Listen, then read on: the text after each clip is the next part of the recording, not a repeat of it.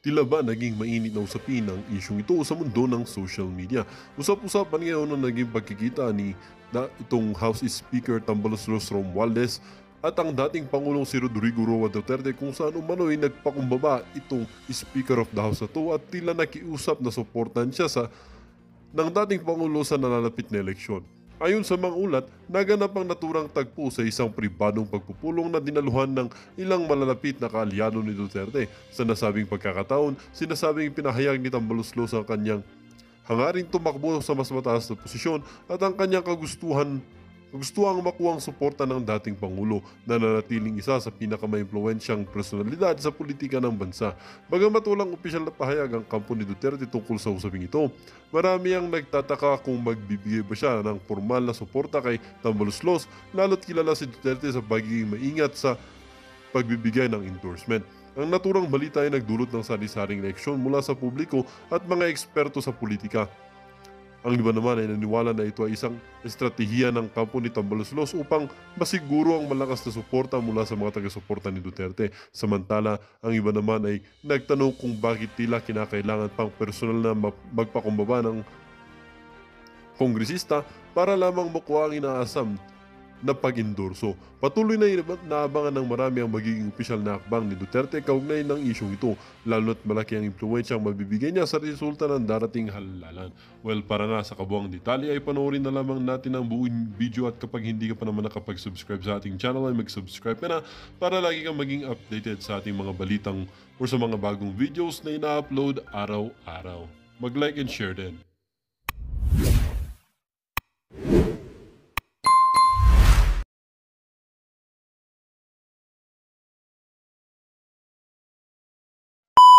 Tuloy ang impeachment na yan laban dito kay Vice President Sara Duterte. Meron no kasing isang abogada na kesyo medyo dispalinghado daw yung galaw na yon ng INC na to. Mamaya pakinggan ho natin ang punto de vista nitong si Sir Jen at nitong si Sir Nelson kaugnay sa mga nagdudunong-dunungan na yun na abogado. Mamaya umpisahan natin ang ating talakayan siyempre dito kay Congressman Marcoleta, dito kay dating Pangulong Rodrigo Duterte. Game? Ayun yun si Kong Dante tamang tingin lang ho siya, diyan. Tamang hintay lang siya diyan, tamang hintay. Ayun, tinanggal ho yung volume, Oh. Tamang ngiti lang si Kong Dante diyan. Ayan ho. Ito na ho ang ika nga, ito yung moment of truth, ika nga di ba? Hindi ho talaga basta-basta tong si Tatay Diggs ng klase. Oh. Pakinggan natin kung ano magiging bulungan itong si Tatay Diggs. Ang higpit ng hawak ni Tatay Diggs, ibang klase. Yes, ma'am. Yes. Ano ba? Meron. Marami. Ano? Ito tayo pasta. Meron roast beef. Meron tayong fish fillet. Meron tayo. Fish ito muna. Process ko muna kayo. Ayusin ko muna. Gutom daw. Kain muna. Okay. Ay yung napakagandang kasama ni Tatay Digong.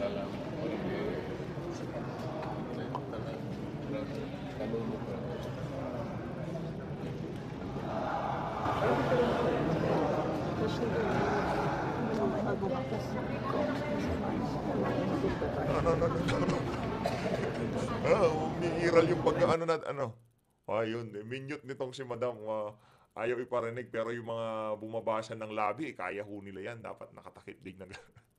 Ang sabi siguro ni Kong Dante, Tatay, pagka tinuloy-tuloy nila yung impeachment na yan, kahit ako lang mag-isa magrarally ako bahala dyan. Hindi naman ho yung pahihintulutan ng mga taga-suporta ni Tatay Digong. Kung paano natin sinuportahan itong si Tatay Digong, ganon ang gagawin natin pagsuporta dito kay Congressman Rodante Marcoleta. Ito si Senator Philip Salvador, nandyan dito.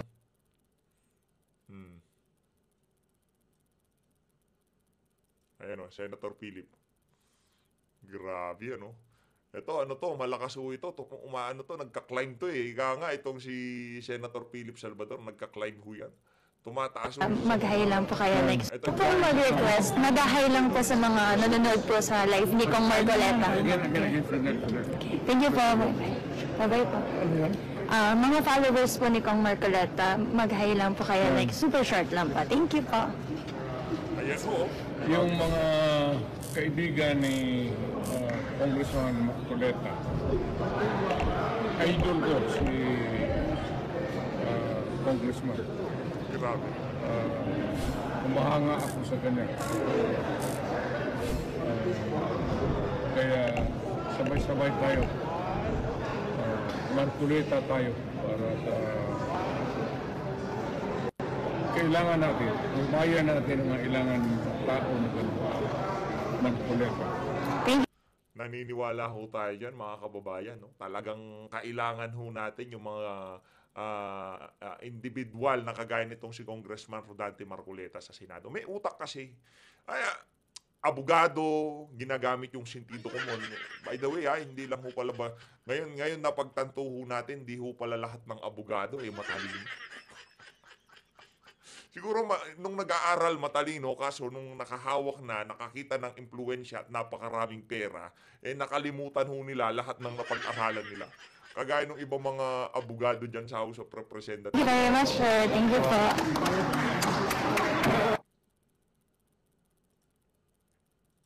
Wala ho tayong audio dyan. Wala ho tayong audio dyan. O lipat na ho tayo dito kay Senator Robin Padilla. Siyempre, ito na ho talaga Kumbaga, ito na Ayan ho mga kababayan. Panuurin ho natin. Senator Robin. Ay, Senator Bato. Si Tatay Digong. Ayan ho, marami naman yan. In full swing, talagang naghahanda na ho para sa 2025. Ibang klase naman. Ayos. BG. Senator Christopher Bongo. Ayan o, si Senator Bongo.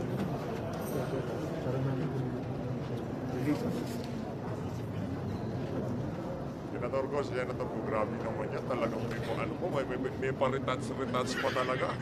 Ayos.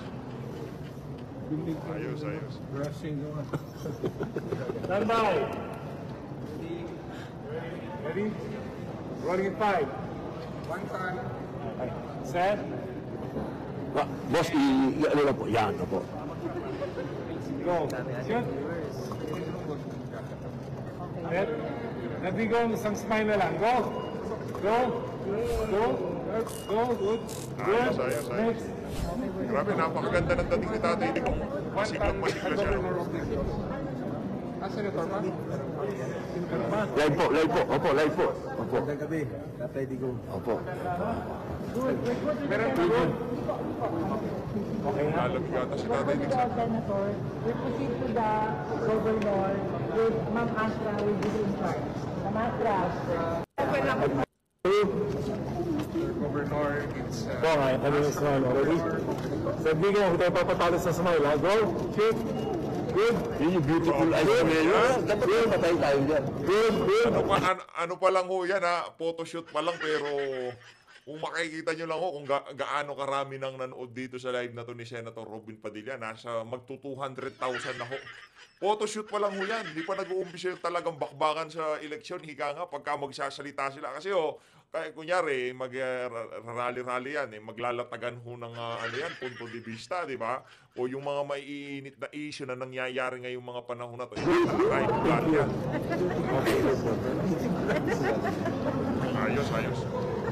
Si Sen Bato. Papatalo ba si Sen Bato doon? Sen Bato! Wala na Open muna namin. Oo. Po.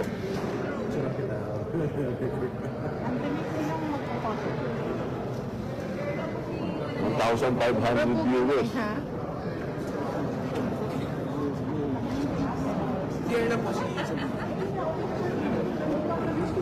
Namatay yung kaibigan mo si Chris Carillo. Nandun ako sa ano.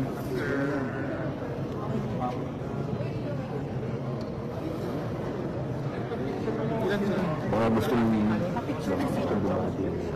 Sir, good evening ka daw sa mga viewers. Salamat po nandito ngayon kasama namin. Kayo kasama na rin. Masaya, no? Iba pala talaga itong si Tatay Digong pagka yung pagkakampanya, iba yung dating niya, di ba? Iba yung tao niya. Tignan mo naman. Di ba?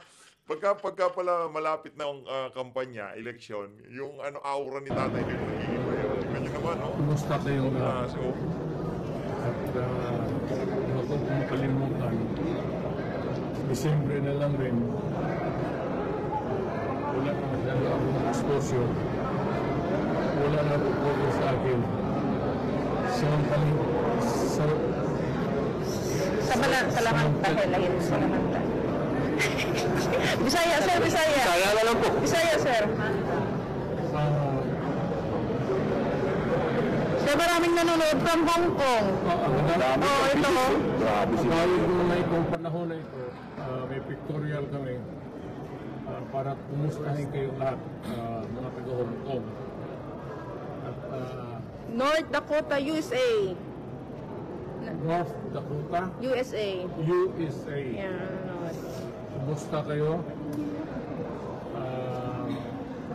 May pictorial kami dito para sa Sinesle. Sana iboto ninyo straight yung opposition kami ngayon. Mga taga Cavite, nanonood daw. Mga kaniting ano din. Quezon City. Quezon City. Baguio. Oh, marami. Taiwan. OFW from Taiwan. Taiwan. Busan tayo ng panahon comment na ho kayo dun sa baba. Baka ma-shoutout din kayo ni Tatay Diggs. Maraming salamat po, Mayor. Masaya po yung mga followers natin. Masayang-masaya sila lahat. Marami. Nagpupunyagi. OFW marami. Grabe po. Grabe. Okay. Grabe, iba talaga itong si Tatay Diggs. Okay. Ay, itong si ano to, itong sa... yan ho ang pambato natin sa Cebu. Ha? Yan ho ang pambato natin sa Cebu. Kalaban ho. Yan ho atang makakalaban nitong si ano si Gov Gwen, no? Tama ba? Siya yung nakakalaban, no? Saludo, saludo.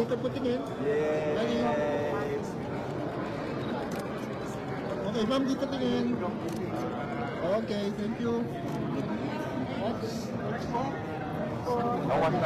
Luzon, tulungan niyo po kami ni Atty. Lambino na ilagay sa Senado. Maganda po yung aming mga Ayun, programa, kapayapaan, Si Atty. Lambino at itong si Atty. at pwedeng hawakan. Labanan natin ang korupsyon. Go na. Atty. Raul Lambino. Sayang, ayaw kong bitawan eh. Huwag mo lang bitawan na Senator Robino. Maraming nakakamiss dito kay Tatay Diggs. Bitawan. Kong Israw. Pre, susukan jacket, pre. Pre Michael. Ito, mga local na ho ito. Local na to. Punta ho tayo dun sa ano. Okay, ready Saludo dito sa mga miyembro ng PDP. motion? Ready? Saludo. 1, 2. Kasi Okay. hindi ho nila iniwan eh. Hindi ho nila iniwan si yung PDP, di ba? Okay, thank you.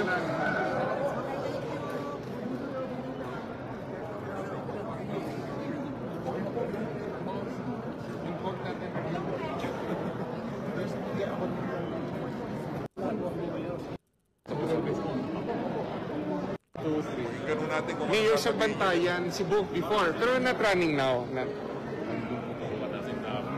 Makuha na yung statement si Tatay Digong. Sir, your Christmas message. Anong meron dito kay Tatay Digong, di ba? Napakatindi ho, wala ho siyang pwesto sa pamahalaan ngayong mga panahon na to. Ang ginawa lang ho niya nung panahon niya, hindi lang ho siya nagnakaw. Nagtrabaho ho siya. Kaya ngayong mga panahon na to, yung mga politiko, hinahabol pa rin siya mapanggang sa ngayon. Para doon sa kanyang pagtataas ng kamay. Pakinggan na natin. Ako alam ko na nagdagawin niyo, sir. Orya kami dito. Break lang kami. great to greet you. Merry Christmas. Sana magkaisa tayo. One nation, one people. Vlog ka na. Hello. Yan ang tandaan ninyo. Thank you, Mr. President. Ako, maraming salamat, sir. Yan, matutunga po. Ang sabayan ng Pilipino, yung panawagan ni Pangulong Picture taking ng mga officers. Oo nga daw, sir, pinapatawag pa, sir. Nag-chat up naman ilaw, sir. Alam mo, ito, doon. Nandiyan na ka.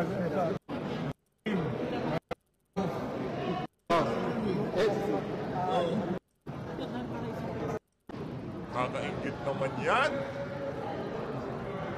Kakaingit naman yung kapicture-picture na yan kay Tatay Digong.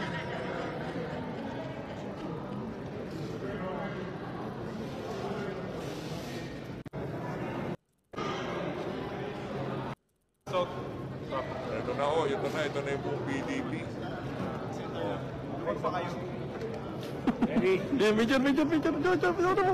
Set, yan. Set. Kayang closer. Yan, okay, good. Ayan na, slate ng PDP. And...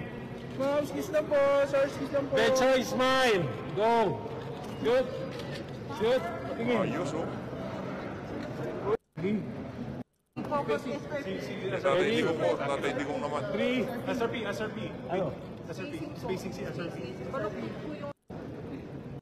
Last. Okay. Thank you, ladies and gentlemen. some PDP officers.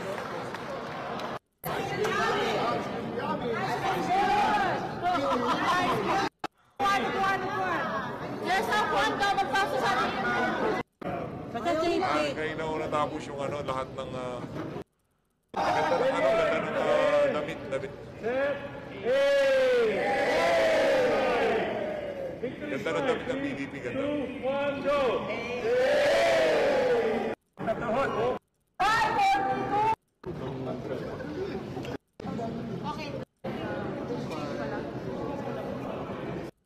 Ayun na nga mga kababayan, dito sa bahagi ng video natin na to. Pakinggan na ho natin ang huntahan nitong si Sir Nelson at nitong si Sir Jen. Game. Pakinggan ho natin to.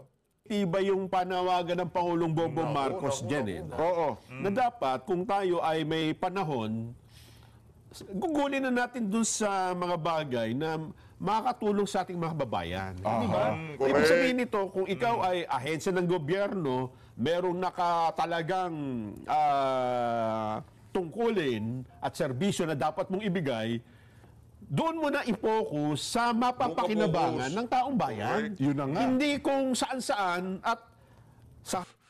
Grabe naman itong si Narskate. Narskate, maraming salamat. Mega love shoutout. Thank you. Halip na makatulong ay magiging dahilan para magkawatak-watak ang mga Pilipino, hindi ba? Ay, nako. Kapag kaya nang nakita mo, nagkakagulo ang bansa natin, nagkakakanya-kanya at masaya ka, ay sa tingin ko may depresa ka na. So, ayun nga. may depresa po kayo kapag kayo na nang gusto ninyong makita na sitwasyon ng ating bansa. Kaya nga dyan tayo ay sumasang-ayon sa panawagan ng Pangulo na intindihin na muna natin. Ang daming problema ng bansa eh. So dapat talaga mapagtuunan po ng pansin itong bagay na ito. Yes, oo. Kaya ako, sapagkat nakikita niyo po yung sitwasyong ito, ang Pangulo nakikita kasi ang sitwasyon ng buong bansa eh. Diba? Oo. Baka kasi yung iba ay hindi naiintindihan ito.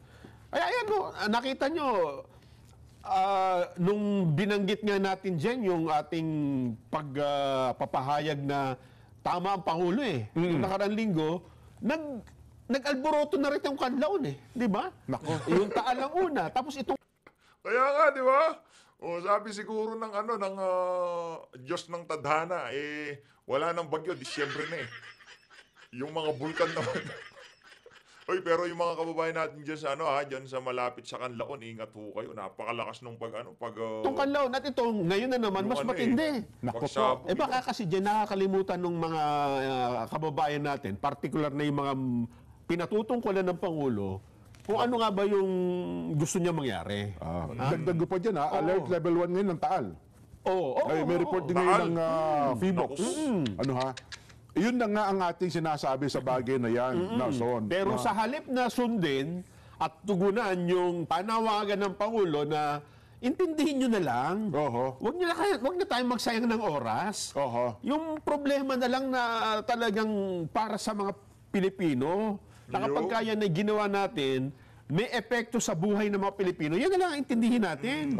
Hindi yung baka sabihin naman nila, yung mamimigay na lang kami ng ayuda. Iba ho yun. Ang tinutukoy nitong sila Sir Nelson at Sir Jen, yung bagay na kapaki-pakinabang na kung saan mararamdaman ng pangmatagalan. Hindi yung pamimigay ng ayuda. Baka marinig sila, okay, mamimigay kami ng ayuda bukas. Tapos balikan namin si VP Sara. Pero ang problema ho, parang hindi ho naririnig eh. Di ba? Parang tengang kawali yung mga kinuukulan. Kasi meron talaga silang sariling interest, Nelson. Aminin man nila o hindi. Tayo ho dito mga kababayan. Ito real talk to. Real talk to. Real talk to. Kung matatanggal yang si Marcos, anong mangyari sa kanya, walang problema. Di ba? Kung magurgur siya o kung masobrahan sa pulburon o kung ano pa man mangyari dyan sa mama na yan, kung yun itinakda ng tadhana, wala ho tayong problema. Ngayon, kung itong si Marcos Jr., matapos niya ang termino niya sa 2028, meron ho bang problema sa atin yan? Wala. Kasi yun ang nasa saligang batas. Kaya anong ginagawa ngayon ng mga iba't ibang mga partido, yung mga PDP laban, sumusunod pa rin ho sila doon sa proseso. Nandun pa rin ho sila sa paghahalal ng mga bagong leader, mag-i-election. Doon ho tayo babalik. Ngayon, pagka umabot na ang 2028 at ayaw bumaba ng mga walang yan, ibang usapan na ho yun. Pero ngayon, kung tapusin nila, walang problema. Pero wag lang nilang babuyin tong si VP Sara kasi maghahalo ho talaga ang balat sa tinalupan. Kung sa tingin nila, yung ginagawa nilang panduduro kay VP Sara, gagana yan. At sa kalaunan, mga taga-suporta niya maging diskumpiyado dito kay BP. Hindi ho gumagana. Sa totoo lang, tinitignan ho natin sa social media, lalo pa kung dumadami ang mga taga-suporta ni Vice President Sara Duterte. Meron po silang sariling interest sa mga pangyayaring ito. Siguro, Jen, para mas maging malinaw, sariwain natin sa isipan ng ating mga kababayan. At baka kasi nakikinig din yung mga kinaukulan. Ano ba ang panawagan ng Pangulo? Ano ba ang kanya naging opinyon? Sapagkat natanong siya ukol doon sa issue ng impeachment. Ayun nga. Tingnan nga natin para maintindihan lang ho natin. Kasi yung iba, Jen, maintindihan na rin yung konteksto ng ating talakayan. Kasi yung iba, nagtataka nga tayo, di ba? Bakit may mga tao na magagalit sa atin? Sa ating programa. Sa ating dalawa. Samantalang, ang sinabi lang naman natin ay pabor tayo doon sa naging opinyon. Sa posisyon ng paninindigan ng Pangulo. May narinig pa ako, singit ko lang, Nelson, may narinig pa akong isang, nagsinend kasi sa akin isang babaeng abogado, hindi ko na sasabihin ang pangalan. Ito ay parang dumaan na sa feeds ko yung abogado na yan. Hindi ho ba yung abogado na yan yung nag-interview kay anong pangalan nito? Yung self-confessed drug lord? Yung si Kerwin Espinosa? Mga ganun ho yung ini-interview ng abogado na yun. Para niyang gustong sabihin na ang ating stand ay mali. Kaya sa atin, yung stand natin ay mali. Pero hindi niya masabing ang stand ng Pangulo ay mali. Dapat ganun. Bakit? Ano ba yan? Ang stand niya kasi ba ng Pangulo yan? Ay makang yun ang kanyang linyada. Yun ang linyada ng paano niya kakampi ang Pangulo kung hindi niya susuportahan ng Presidente? Ayun nga, kasi doon daw sa statement natin, ang higit daw na makikinabang ay ang panig ni VP Inday Sara. Teka lang. Doon sa statement ni Pangulo, sino makikinabang doon? Baka nagkamali po kayo, Madam Attorney. Bangitin mo na yung pangalan? Hindi na, next time na lang. Bangitin na natin yan. Wag na. Bangitin na natin yan. Baka maubusan ng kliyente pag binanggit natin in fairness naman. Bahala na siya. Kasi baka mamaya, alam naman na nila yun. Yung mga malamang alam nila yan Hindi, dyan lumilitaw. Dito natutupad. Yung mga salita noon na darating ang panahon, yung mga matatalino, lilitaw na bobo yan. Ano yan? Ang lilitaw dyan, yung dalawang kamuting kahoy. Yung dalawang kamoting kahoy, sa amin po, wala kaming may pagyayabang sa inyo eh. Kamoting kahoy lang Pero po kami. dyan, ganito yan ang problema Oo. kasi. Kapag ka ikaw matalino at nakipagtalo ka sa isang kamoting kahoy, pero yung kamoting kahoy ay nakapanig sa tama, Ayun ako, kahit anong gawin mo dyan. paano mo gagamitin ang katalinuhan mo at Correct. babanggain mo ang tama? Parang masakit sa katotohanan niya. Talagang truth hurts talaga. Ay, talaga. Kasi ang kanyang stand ay ganito. Doon po sa ating announcement at pinahayag na yun, ang totoong makikinabang daw ay ang panig ni BP Inday Sara. Sapagkat masasagkaan daw yung pagbibigay ng pag-ipaliwanag ganito, ang ganyan. Mukhang maling-mali po kayo, Madam Attorney. Oo. Opo. Dahil si Pangulong Bongbong ba hindi makikinabang doon?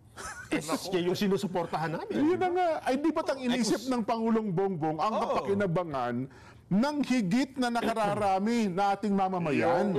Diba? Yun din po ang pinapalaganap ng ating palatuntunan eh. Unahin ng kapayapaan ng bansa at kapakanan ng mamamayan.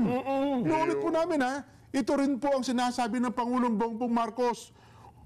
Unahin natin ang kapayapaan ng bansa at kapakanan ng mamamayan. Baka naman ikaw lang may sabi niyan. Ha? Baka pagka inihambing nila sa sinabi ng Pangulo, hindi, Jen, yan lang ang panig mo. Yan lang ang sinasabi nyo, pero iba ang gustong mangyari ng Pangulo. Yun na nga.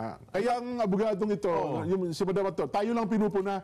Hindi niya masabing, mahal na Pangulong Bongbong, mali po kayo. Hindi punahin mo dapat, di ba? Bago mo sana kami pagalitan, dalawa ni Nelson, pagalitan mo muna. ako na pagalitan ng Pangulo. Kasi sinuportahan natin ang opinion ng Pangulo. Yun nga. Attorney, pakinggan niyo po ang pahayag ng Pangulong Bongbong. Pakilakas mo po, attorney, ha? Opo. Baka alam na alam nila yun kung sino-sino man yan. Ano? Sino ba yan? Kilala mo sa akin, ha? Habang nandito yung ano. Yung abogadong nag-interview kay Kerwin Espinosa. Babagit pa. Wag. Sige po. Baka pati yung kakaunti niya kliyente mag-pull out pa. Attorney. Pakinggan natin. Ang Pangulo. Ano bang posisyon po natin? Pati dun sa mga vlogger, Nelson, content creator na pilit na pinaiikot yung ating pinipilipit ng gusto para lang sumunod sa gusto nila, ang linaw po naman. Ang linaw. Batikusin niyo yung presidente. Kung pinabatikos niyo kami, batikusin niyo yung presidente. Di ba? Nako, ang gusto ng Pangulo... ang gusto ng Pangulo, sinuportahan lang natin eh. Diba? At tama naman, di ba? Oo nga po. Ano bang gusto ng Pangulo? Binanggit po niya di ba? Ito nga po yung lagi din namin binabanggit. Unahin natin, di ba, ang kapayapaan ng ating bayan, di ba? At ang kapakanan po ng ating mga mamamayan. Ano ba? Baka naman dyan, yung ibang nakapakinig dito ay kapareho nung attorney ang pagkakaintindi. Ganon? Baka naman ang pakahulugan nila sa sinabi ng Pangulo ay iba. Na baka sila pare-pareho. Kumuha tayo ng isa pang nakapakinig na hindi natin matatawaran ng talino siguro. Siyempre, sino ba yan? Ito po si Senate President Chis Escudero. So ito yung nung nakaraan. Kasi napakinggan niya. At napakinggan din yung sinabi natin. Tinimbang niya ano ang kanyang nasabi. Ipapaliwanag ko yan ni Senate President Chis Escudero. Pakinggan po natin. Senador. Yun. Malinaw. Ang ganda ng huling bahagi niya, pwede ba hanapin natin yung pagkakasunduan natin? Yes. Yung atin hong pagkakaunawaan, huwag yung hanapin natin kung ano yung ating pag-aawayan. At ngayon, na nakahanap tayo ng paraan dyan, kung saan tayo magkakasundo, sabi ng Pangulo, huwag muna tayong mag-focus dyan. No to impeachment tayo. Kasi mahahati yung atensyon, marami tayong problema. Ito muna unahin. Yan. Doon ba sa pahayag ng Pangulo na yon ay magagalit ang Vice President dyan? Ay, tsak hindi. Hindi, di ba? Oo naman. Okay lang sa kanya yun, di ba? Oo naman. Ang Pangulo, magagalit ba siya doon sa kanyang sariling pahayag? Natural, hindi. Tsak hindi. So, yung posisyon na yon ay pwede nilang pagkasunduan. Yun na nga. Pumunta tayo doon at tayo ay, tama yan, dito rin tayo, nakikiisa kami sa inyo. Oo. Kaya tapos sa babanggitin ng isa, isang paraan niyang hindi niya parang gusto nila sabihin kayong dalawang kamoting kahoy mali kayo eh. Hindi tama yung sinasabi ninyo. Yung mga nanonood dyan, alam na ngayon kung sino talaga ang ayaw makinig sa katotohanan at sa tama. Na kapag yung tama ay labag sa kanilang gusto mangyari, hindi tama yan yun. Hindi tama yan. Hindi sang-ayon sa gusto ko. Hindi na kami makikipag-argumento sa inyo. Kahit pa kayo abogado, hindi. Suko kami sa inyo. Pag ganyan ang stand ninyo. Isa na lang sasabihin namin. Hindi, sinarado niyo ng isip niyo sa tama, di ba? Ang sabi niya kasi mayroon siyang dagdag na paliwanag. Di ibig ba sabihin na niya, pipigilan na natin ang Kongreso na tuklasin yung mga paratang na natuklasan nila? May narinig ba kayong ganun sa amin? Wala ko ata. Ano ba, bilang isang abogado, saan ba ang proper forum? Diba? Hindi ba ang proper forum yun sa COA? Oo, may proseso yan eh. Ayun nga ang proseso eh. Attorney, di ba? At saka doon sa ibang mga vloggers, meron ba kaming sinabi dito sa amin na kaya ang Pangulong Bongbong ay no to impeachment sapagkat inihihinto niya ang proseso ng kung ano man ng paratang o nililinis ba ang pangalan ng pangalawang Pangulo. Mukhang wala ko narinig na gano'n na. At ang totoo niyan, yung pinag-uusapan doon na confidential funds at iba't iba pa, nakasala ngayon yan sa audit ng COA. Ayan. At meron silang 6 na buwan para yan ay sagutin. Mukhang tumatakbo. Ibig sabihin, hindi ho yan pinipigilan. Totoo. Hindi ba? Ang gusto nung iba, unahan. Ang problema, halimbawa, inunahan nila yan, ang COA pa rin ang mananaig dahil sila ang binigyan ng karapatan ng batas na mag-imbestiga ng mga tungkol sa pondo. Yung balita nga natin, sa iwan ko lang kung totoo ha, mukhang mayroon ng desisyon ng COA. Ganun ba? Yun ang... sa ibang pagkakataon. Pero ang pag-usapan muna natin... Sa ibang araw. Kasi sinabi, boss, ito ba yung... ayaw pang kumpirmahin. Hindi wala tayong magagawa. Stand by. Naku, meron na ho palang decision ng COA. Ano ho kaya yung decision na yan? Pagka ilinabas nito, pagka ang naglabas itong si Sir Jen at nakikita natin na medyo confident sila at itong si Sir Nelson, iba yung dating Parang meron mo ata tayong good news. Stand by all units. Ang sabi natin, malinaw, di ba? Kayo na lang ang nanggugulo. Yeah. Diba? Kung ayaw nyo na may nagkakasundo, ibig sabihin ang gusto nyo, doon kayo sa gusto nyo nag-aaway, di ba? Kaya nga Nelson, ako ito matutuwa siguro ng ating mga kabayan. Sapagkat alam mo naman tayo, sa tagal na natin pagiging broadcaster, marami na rin tayo mga kaibigan na nasa Malacanang. Yes. Mga kaibigan natin personal, kasama nating reporter. Ang text nila sa akin, Nelson, ito text talaga mismo. Sabi niya, Jen, pinararating ng Pangulong Bongbong, salamat daw. Ha? Sa'yo pinasalamatan ka? Salamatan niya doon sa statement. At sa kabilang banda, Nelson, sa tanggapan din ng yung office of the Vice President, ganun din ang text nila. Sabi ko nga, Jen, sabi niya, Jen, pinasasabi rin po ng pangalawang Pangulo, sa inyong dalawa ni Nelson, salamat sa inyong statement. Ganun talaga, Jen, ha? Kasi yun ang natural na dapat na reaksyon. Gusto ko sana sabihin, kayo po salamat, yung magkabilang panig, salamat po. Yung iba po nagagalit sa amin Yung mga taga-suporta nyo, parang hindi nila naintindihan yung sitwasyon, di ba? Ano ba ito, Kako? Na parang tayo ba ipumili sa magkabilang panig at kinampihan natin yung isa? Hindi ho, nagkakamali ho kayo. Parehong nagpasalamat kasi nga parehong pabor sa kanila yung nakinabang sila. Statement na at kapag pinikit nyo po ang inyong mga mata, pag nagkasundo at hindi po nag-aaway ang Pangulo at pangalawang Pangulo, sa ibabaw ng lahat, sino po ang higit na makikinabang? Sige nga. Tayo mga maliliit na mamamayan, diba? Nagagawa nila yung trabaho nila ng Iyon ang gusto nating sabihin. Kesa naman nung matatandaan ninyo, last week ito nung nagpapalitan na sila ng matitinding, di ba, isa, patayan inuusapan. Yung isa naman, hindi namin yan. Napakagulo na nun. Yes. Di ba? At yun ay papapalala yun kung hindi ho nagkaroon ng ganitong... Nakita nyo, nagbigay kami ng biglang humupa ang lahat. Di ba ang ating panawagan nga, kailangan natin ng mga cooler heads. Senador Juan Ponce Enrile, di ba? Cool down. Sino po isa? Senador Ping Lacson, political ceasefire, etc., etc. Pati mga senador. Yan! Alam din nila na hindi maganda ang impeachment na yan. At ngayon, Nelson, ito na bago. May bago pa? Ito na bago. Sapagkat noong nakaraang Biyernes, di ba, nung kasama natin si Kong Dante Marcoleta, meron na pong mga gumagapang. Naku po. May mga gumagapang. Ba't hindi na makalakad ng straight yan? Hilahod no siguro. Bakit? Anong ginagapang? Sapagkat nais nilang magpapirma At pabibilisin daw po ang proseso ng impeachment. Out of 300, ilan bang lahat ng congressman ngayon? 300 plus. Sapagkat, naalala mo yung ginawa nung Bilyar Choria. Di ba nung panahon ni Bilyar na nakakuha lamang siya ng pirma? Isang speaker noon. Oo, siya ang speaker noon. Parang gusto nilang ulitin na nagangalap sila ng pirma. Kung hindi ako nagkakamali, ang kailangan nila ay 106 signatures. 106 na pirma ng mga mababatas ng Kamara de Representante, mapapabilis po ang usad ng impeachment. Kasi kapag kami pirma na 1/3 ng kabuang miyembro ng House, ay hindi na kailangang dumaan sa proceeding ng Committee on Justice. Hindi diretso na sa Senado.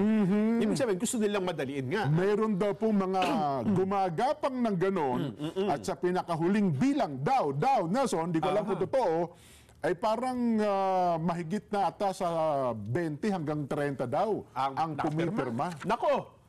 Mga mamabatas, congressman. Totoo kaya yun? Congresswoman. Hindi, kung totoo man yan o hindi, eto ang babala ko sa inyo. May babala ho. Ako mismo. Ito, personal kong opinion to.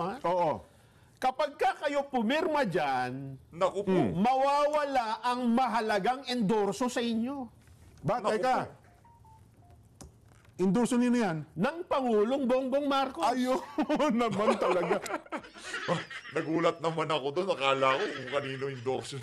Siyempre, kasi kung ako, Pangulo Nelson, sinusuway mo yung utos ko. Double meaning ho yun. Mag-ingat ho kayo. Kasi hindi mahalaga dito sa organisasyon na to ang pera. Pera, marami ho sila nun. Hindi ho sila magkukulang ng ganon. Yun ang sigurado natin. Yung Iglesia ni Cristo, pera. Hindi sila mauubusan. Marami sila nun. Hindi nila kailangan ng pera ng mga politiko na to. Sa totoo lang kung siguro kung para saan man yan, lalagay nila sa mga eskwelahan, sa mga humanitarian program nila, 'di ba? Doon na siguro nila ilalagay, pero kukurakutin, hindi ho siguro. Maraming pera yung organisasyon na yan. Kaya para dito sa mga na to, individual, double meaning yun Lantarang... Ang gusto ng Pangulo, wag yan ang unahin ninyo. Bakit ka pipirma dyan?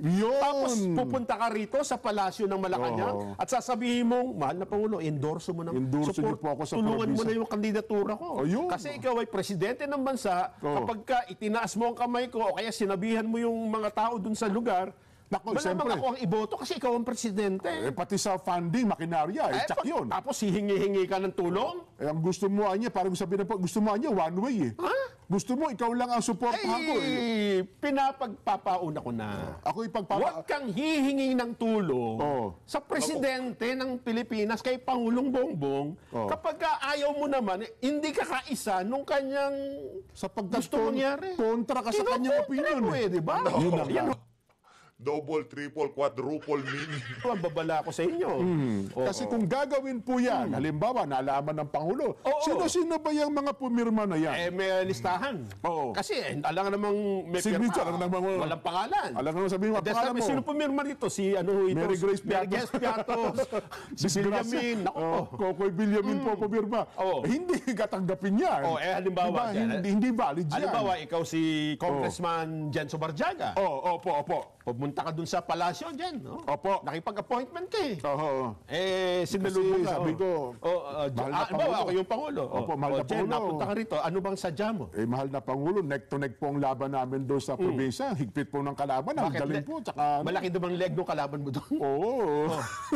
Mukhang mauna po. Marami pong... Diretsa mo na marami kung gagawin. Ano ba gusto mo kailangan ko po ng endorso ninyo para sa aming mga gusto mo, marami kong mga supporter doon. Gusto mo yung mga supporter ko, ikaw iboto? Yes po, ako naman. Kailangan, napakahalaga po nun. Makapangyarihan po yung endorso ninyo, mahal na Pangulo. Narinig mo ba yung sabi ko sa'yo? Na huwag nyo nang unahin muna yan dahil marami pang problema ang bansa. Kapag kaya itinuloy ninyo, nagsayang lang kayo ng oras. Naniniwala ka ba doon? Opo, pero pumirma po ako, Pangulo, doon sa Tapos humihingi ka ngayon ng tulong sa akin? Nako. Nang suporta ko? Ganun ho talaga. Samantalang yung sinabi ko, hindi mo kayang suportahan? Ganun ho talaga. Mahal na Pangulo, medyo makapal po ang face ko Matindi ho ito. Matindi ho ito. Ano, malaman ho itong mga talakayan na to. Simple lang, dinadaan nila sa patawa, pero malaman ho yung talakayan nila na yan. Di ba?